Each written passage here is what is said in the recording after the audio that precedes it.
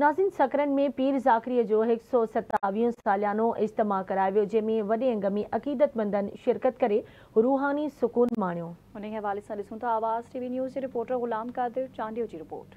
दरगाह पीर ज़ाकरी जो 127 सालानो रूहानी इज्तिमा थी गुज़रियो, जंहिंमें मुल्क जी कुंड कुर्छ मां हज़ारे मुरीदनि ऐं अक़ीदतमंदनि शिरकत कई।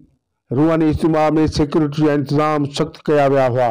दरगाह पीर ज़ाकरी जे रूहानी इज्तिमा में हज़ारे मुरीदनि ऐं अक़ीदतमंदनि खे दरगाह पीर ज़ाकरी जे गादी नशीन मोहम्मद मुनीर शाह ख़िताब कंदे इंसान जी ख़िदमत करण जो दर्स ॾिनो, जॾहिं त इज्तिमा खे आलिम दीन मुफ्ती मोहम्मद इब्राहिम कादरी ऐं पीर करमल्लाह इलाही मारूफ दिलबर साईं ख़िताब कयो।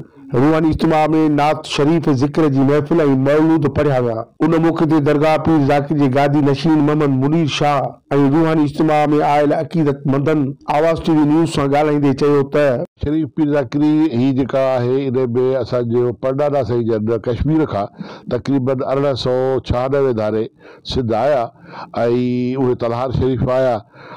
पोइ त असांजा नाना साईं जन, मुंहिंजा जेके नाना साईं जन हज़रत सैयद मोहम्मद शाह जिलानी, उहे हिते सकरन में 1920 धारे आया ऐं पाण हिते ही अची रंग रचायो, मस्जिद पाण पंहिंजी मौजूदगी में ठारायो। रूहानी पुरनूर जेको महफ़िल आहे, उलमा किराम जी कसरत सां आमद आहे माशाअल्लाह, ऐं उन्हनि जेका फैज़ हासिल थी रहियो आहे, दीन जो दर्स मिली रहियो आहे।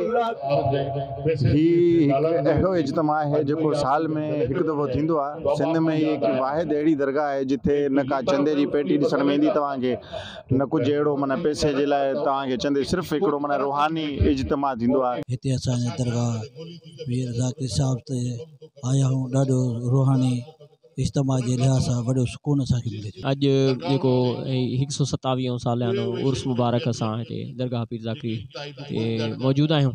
तमामु हिकिड़ी रूहानी सुकून महसूस थी रहियो आहे। हींअर साईं जो ख़िताब ॿुधोसीं। ही मेड़ा को जॾहिं ॾिसंदा आहियूं, चवंदा आहियूं ख़ुदा करे त जल्द खां जल्द जेको आहे सो इहे 12 महीना पूरा थियनि, अहिड़ा मेड़ा का ख़ुशियुनि जा अचनि। जॾहिं त रूहानी महफ़िल राति खां पिर फुटी ताईं ज़िक्र इलाही में जारी रही।